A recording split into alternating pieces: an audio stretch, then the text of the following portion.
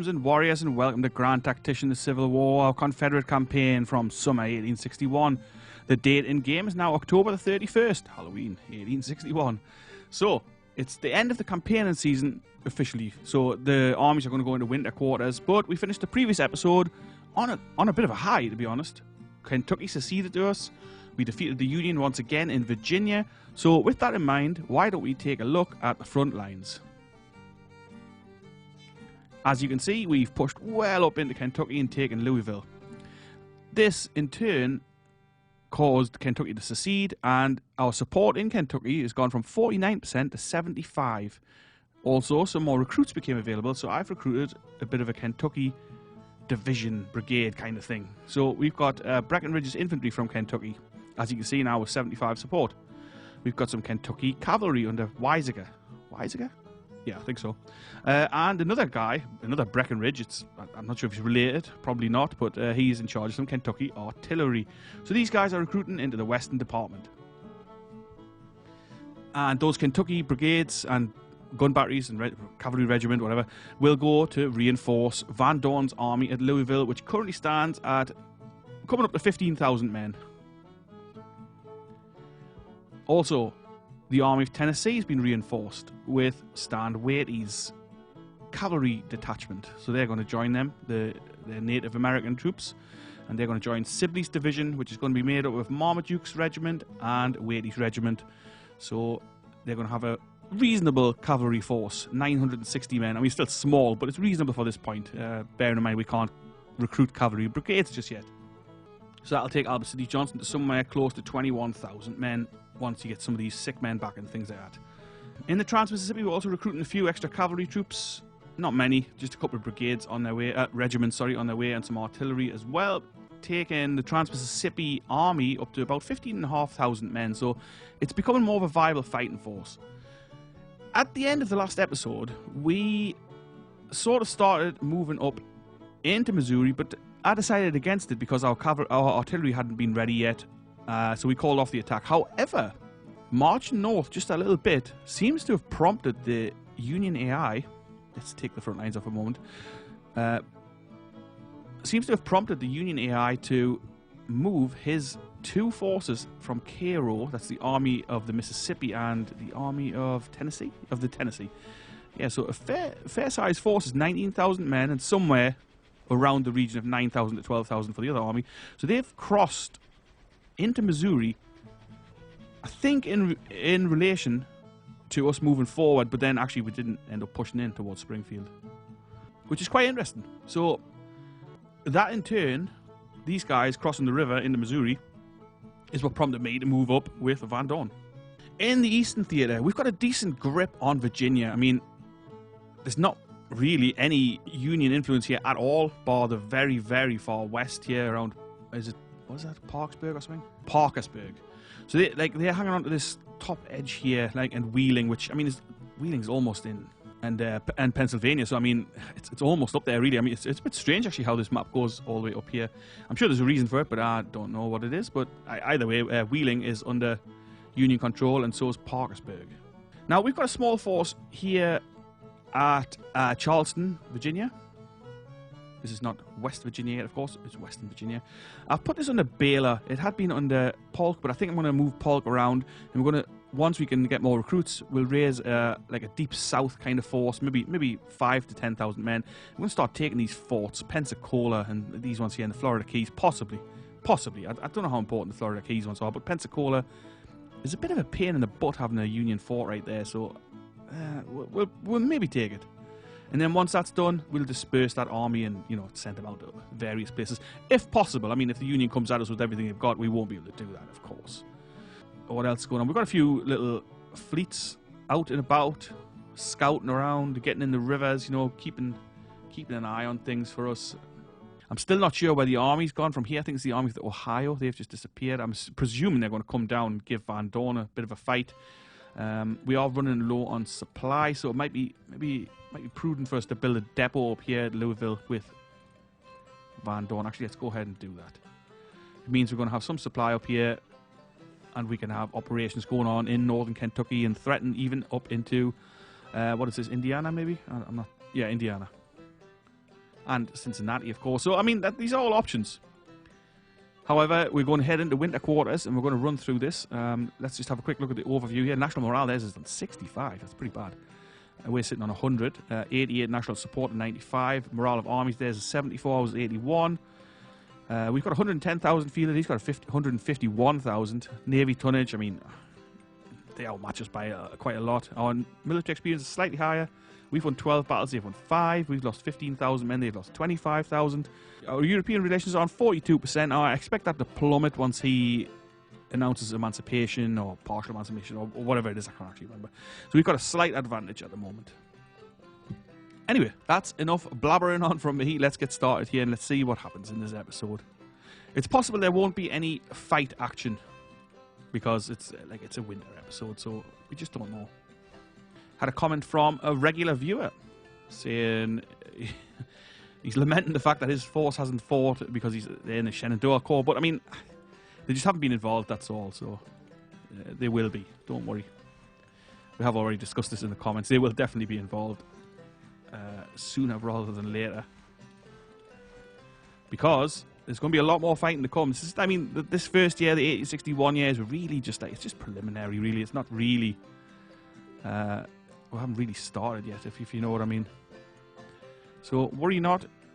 Viewer units that are in the Trans-Mississippi, you will see action. Viewer units that are in the Shenandoah Force, you will see action again. I mean, they have already fought our battle, but just the one, I think. Maybe the very first one in this.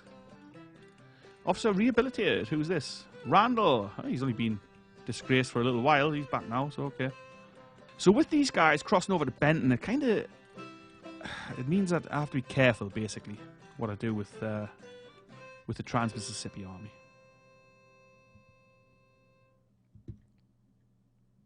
In terms of available troops, we haven't got much at all.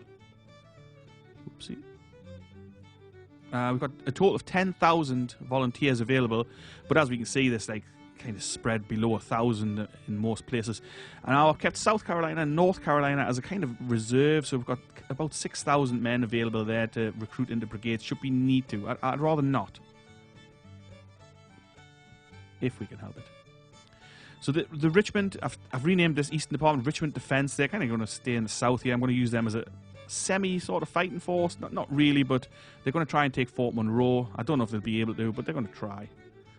The Army of Occupation. Okay, so we've just defeated McClellan. I'm not sure where they're going to go. Towards the north. I don't know how they can just magic past our army, but you know, it's pretty annoying. Beauregard's Northern Virginia Corps, I've given them a perk, Ambulance Corps, just to try and see if we can free up some of these wounded and sick men. Mississippi Scouts 7 is our destination, okay, so we're just kind of spreading these guys out a little bit to give us some eyes on what's going on. These are not fleets intended to fight. I mean, as you can see, it's just a little paddle steamer, you know, that kind of thing. Yeah. We're in winter quarters now. You can tell by this little log cabin. So there should be limited activity from the AI. But, I mean, you never know. Your armies will suffer more attrition. They'll suffer more sickness. And in general, I mean, it's not good, basically, to move around too much in winter. Now, why is Beauregard not in winter quarters? Maybe is he still on the march? I'm not sure. But the Army of Occupation has managed to escape to the north magically. Which is ludicrous, really, because they were stuck and cut off here. But it's the way the game works, and there's nothing we can do about it, so screw it. Jefferson Davis for 6 years, so Davis has been elected as the official president of the USA. Van Dorn is low... USA? CSA, of course. Van Dorn is low on supplies, and that's not good during winter time. He's going to suffer pretty heavy attrition, but we are building a depot. It's going to be ready in 31 days. That long? And for some reason, it's impossible for us to move supply from the Nashville depot up the rail lines towards Van Dorn's force, but, you know, what can I do? It looks like they're going to winter in Missouri. Union blockade proclaimed legal. And we've printed bonds. We're on A- finance-wise.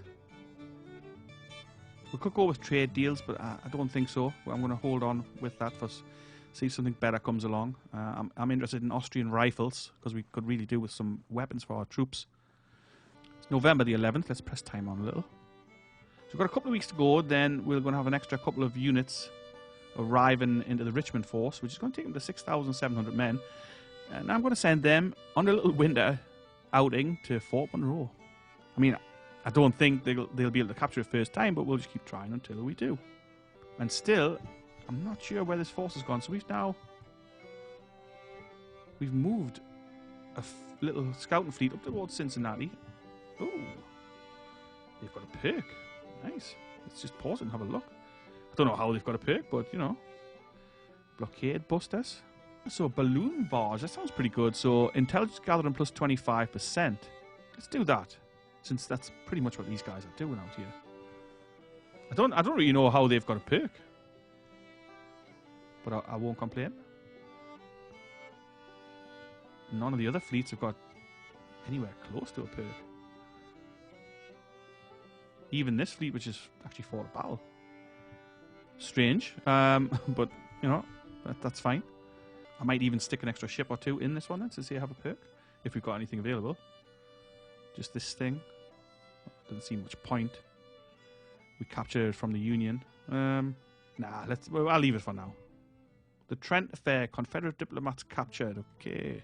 So British intervention is down to 22% because of the legal blockade. I mean, it's so hard to get that intervention level up. I suppose it was historically, of course. So it makes sense for it to be hard. We're starting to run low on contracts. 5 months left on some of these guys. So what we need is this to hurry up and be done, basically. So we're doing military 2, 3 days, and then we're going to do the conscription act straight after that. That's going to increase everybody's contracts to 3 years. By the end of the winter, that'll be done. So it should be before the contracts expire. Recruitment officers is a decent one. It's going to increase our pool of available troops, but I'm going to hold on with that. Let's just have a look here, because other things are also required. I'm working towards, where are we at here? Organisation reform, but this is ludicrous. 3.5 million for that. I honestly think this needs a whole revamp, this whole policies thing. I mean, I like the idea of it, but the cost and the time it takes just to reorganize your army and the corps, like to have full army organization, it's crazy. Same with the ability to import weapons from Europe. I mean, why on earth is that not available from the beginning? It doesn't even make any sense to me. Do you know what I mean? I mean, why can we not order Enfields? Why can we not order the Lorentz rifles? I mean, it's crazy, really. If you're going to give the British money, they'll sell you the weapons. If you're going to give the Austrians money, they'll sell you the weapons. And by this point of the war, they were definitely ordering weapons from Europe, so it's stupid. Okay, so military 2 is enacted. Let's just stop this. Now, I also like civilian warships, but I think this is much more important. We need this conscription act in, because we're going to start lagging behind seriously on manpower. I mean, we already are 50,000-ish behind. Well, 40-odd thousand. But, you know, what can we do? Supplies are at 65% for him now. So he's drawn supply from somewhere. We can see the little lines here. I guess it's coming up, trickling in there slowly from various places. And they are definitely wintering there in Missouri. We've got Morgan's Raiders ready from Kentucky. Let's get the support's down to 73 in Kentucky for some reason. I don't know what's caused that, but anyway, so we've got those guys ready. Let's get them moved into Van Dorn's force. Weizsäcker's regiment will also be joining them once they are ready. We've got Breckinridge with his Kentucky boys also ready, but they're not going to go just yet. I'm going to wait for these other guys to come in as well. 1862 should be an interesting year. We're going to see a lot of fighting. So we've got 93 support in Virginia at the moment and 72 in Kentucky. 92 in Arkansas, 52 in Missouri. Tennessee's on 90. It's okay. Something's ready. Oh, the Trent Affair resolved. Diplomats released. Okay. I don't think it makes any difference. We're still on 22%. CSS New Orleans is being constructed. What is that ship? Let's take a quick look. Great. Ship's tender gunboat. Alright. Time is ticking by. It's December now. Let's take a quick look at the intelligence report. According to our intelligence sources and analysis, the federal government is currently discussing the following policies. Government funding 1. The federal relations to Spain are currently at 0%. I don't understand this Spain thing. I've never ever seen it anything other than 0%, and it's just, I don't know. 3,000 men have been recruited in 1 brigade. The following fleets have been raised. The Portland Squadron 3, operating near Maine. 2 new ships have been started. Construction in shipyards. Morale of the Federal Army is currently at 94%, with a change of plus 18 recently. They're consolidating and recruiting much the same as us. Okay, what's going on here? Why are we back to 213,000 only funded? These were all up in the millions. What's going on? Rifle. All these have just reset. What the hell? Surely selecting the Conscription Act hasn't cost us money. I can't believe that, because we had several of these available. We were almost there for artillery funding. Almost there for lots of things. What? Construction completed of the Louisville depot, so there's that. Condition alert for cavalry and artillery. I mean, hopefully that'll just right itself as they're getting more supply. I'm really quite completely baffled and a bit furious about this military funding, which has just decided to disappear. We didn't select anything. There's nothing here. I didn't do anything at all to use military subsidies, so what is going on? Right, so we've bulked out Van Dorn slightly. I'm going to make this a cavalry division. It's who's going to be the commander? Canty? Yeah, he'll do, actually. That's Morgan and Weisiger. They're going to go into there. We've made a new division here under Maxie Gregg. Weapons are poor. Nothing much going on, so let's crack on with time. Okay, let's send Clark down to have a go at Fort Monroe. I mean, I've no doubt that it won't be a successful attack, but we might as well give it a try and keep them busy and give them something to do. I mean, I know it's winter, it's December the 13th, but we're going to do it. 8 days for the Conscription Act. We're down to 70% support in Kentucky and 92 in Virginia, so that's dropping fairly quickly. So these guys are almost at another perk. I don't really understand why this one fleet's getting so much experience, whereas none of the others are getting anything. Oh, just when I say that, the Mississippi Scout 2's got a perk, alright. I'm giving them blockading squadron since they are blockading there, but I mean, it's not going to be an amazing blockade from one little steamer, but you know,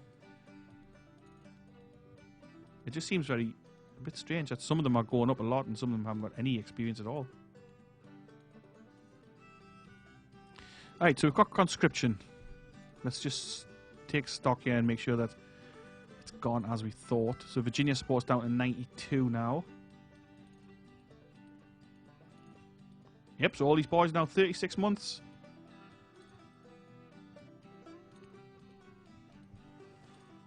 Excellent. Well, not for them, but it is for us. Okay, so we've got 2.5 million weapons production available. I'm tempted to do it. Oh, hang on. Did I pick cast artillery? I must have done that. What the hell? I must have done that by accident. Can't believe I've done that.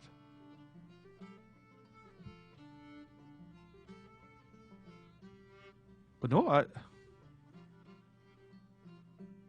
what's going on here? There's an order placed as well. Oh, auto-managed weapon purchases. I can't believe that. What's going on here? Auto-managed projects. That's why. Jeez, I can't believe that. I didn't notice that I was checked at all. What a spaz. Honestly, that's. Oh. Well, let's work on weapons production anyway. Efficiency plus 5%, so that's going to help a little. Oh, I cannot believe that was checked. Honestly, never mind. Okay, anyway, so we've got the Conscription Act. Let's have a look what that's done to volunteers. Do we have any extra available? Yes, we do. 27,000. I cannot believe that after all that. Oh, honestly, all right, screw it. We're almost there for the rifles anyway. And we've got an automatic order's gone in for some James rifles. I mean, I was going to order 75 of them anyway, just there, so at least there's that. 8 Napoleons would take 50 days. 16, 71, 32, 100 days. 64, 143. Let's order 32 of those. What an idiot. What an absolute fool. 215 days for these James rifles. Honestly, it's 75 and 215 days. That's almost a year. Why even bother? I can't believe the auto manager's on. Never mind, let's crack on. Oh, hang on. So Charles Clark's actually got a perk. And we're going to go ahead and give him the siege train. So we're almost into 1862 here. I'm going to raise a handful of troops. Kentucky's down to 68 support. Austrian rifles, let's do it. 73 days for 10,000. We can also get the Augustin rifle, I believe. 93 days. Let's try 5,000 of those. Right. More bonds. We're on A-. Obviously, spending money is not a great idea generally. There we are. It's the 1st of January, 1862. Let's take a look at the intelligence report. 6,000 men have been recruited in 3 brigades. Another James River squadron near District of Columbia. 3 new ships have started construction. They're still on consolidation, much the same as ours. Let's have a look at this. Our credit rating is A-, which is very good. Our debt increased by 25 million. Current liabilities amount to 215 million. We're in recovery. Wealth of our population is mediocre and increasing compared to the previous month. Our tax revenues decreased by 23 million. I wonder why that is. We lack flour, iron, and our stocks are full of salt, wood, and cotton. Well, okay.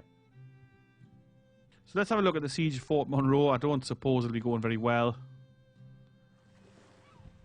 Not really.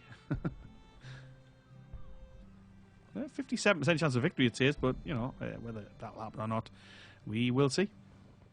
CSS Virginia and Freedom are almost ready, and a couple of sloops of war as well. That'll come in handy. I think it's going to be a bloody year, 62. What is going on here? Why are we building this newspaper? Why is Auto Manager on? Is it because I verified the files? I'm sure I've turned them off. Let's get these off here. I mean, for goodness sake. So I'm going to recruit a couple of new brigades straight into the Southern Virginia Corps. Simply because our recruitment command is actually fighting at the moment.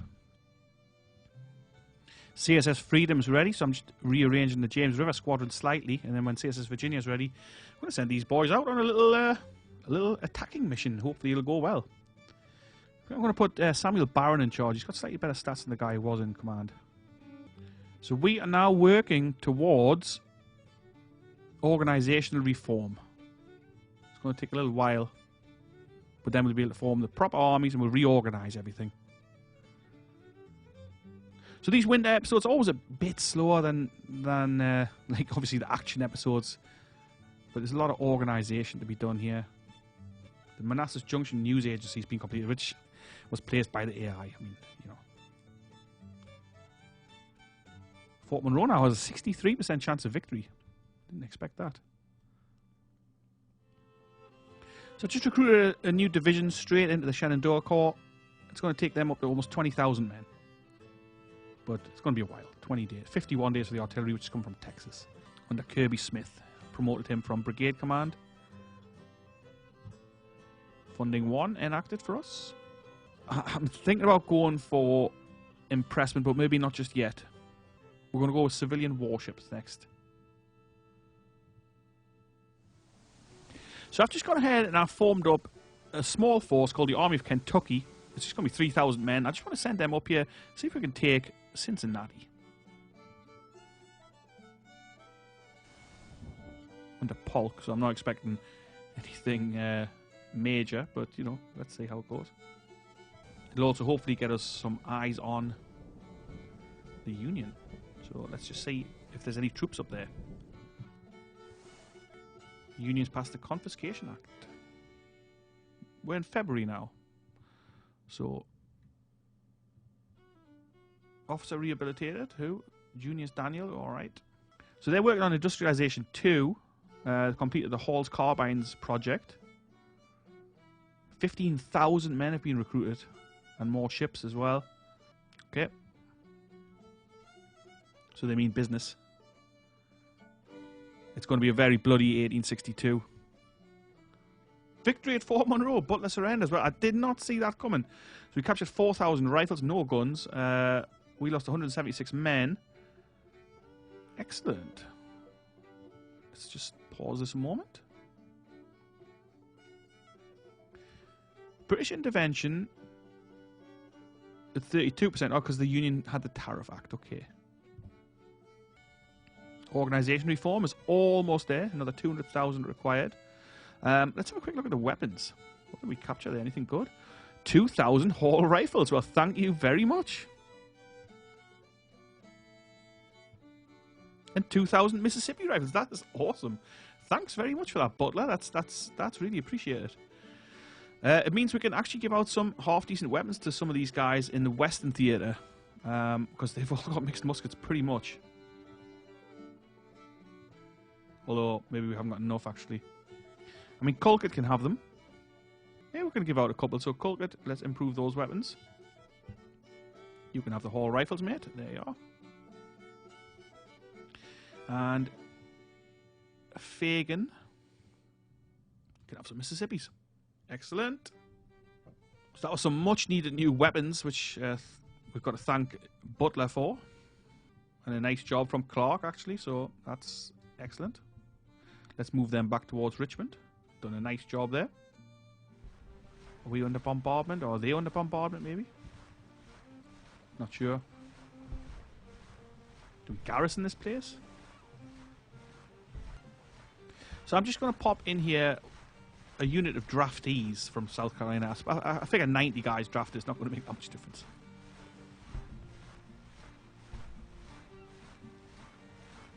I also don't know if there's any point manning that fort, but, you know. Charles Clark's actually looking a bit better. You only have 1 star and everything, pretty much.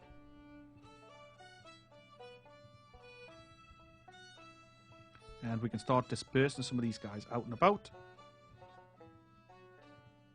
to the fighting forces once the spring campaign is nearer. We're still in February 1862, so nothing happening.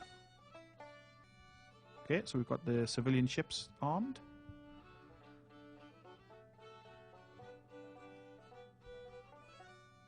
Well, let's go for diplomacy too. And there we are, organisation reform. Let's get that done. And I'm going to call the episode to a halt right here. I know not much happened, but, well, quite a lot happened actually, but no action. What we've got available here, nothing much, so we're going to leave it at that. Projects-wise, I'm going to sort out the army organisation. That'll probably be the next episode. So if you guys are interested in how the army's going to be organised, tune in and check that out. Hope you enjoyed the episode, despite there being a lack of anything other than behind-the-scenes stuff. And I cannot believe that this was set to auto-manage project. I will have to keep checking that. I think maybe it's because I verified the files before I reloaded it. Or maybe it was always on, but I hadn't noticed it before, so I don't think it was. We've got Polk moving up here towards Cincinnati. See what happens with that.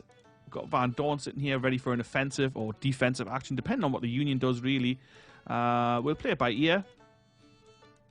We'll push into Missouri in the next episode, or possibly the one after, depending on how long it takes for the reorganization. But for 62, the plan is Springfield is going to be attacked, if for nothing else than to draw troops away into Missouri from this kind of central theatre, because we are going to start being really outnumbered here.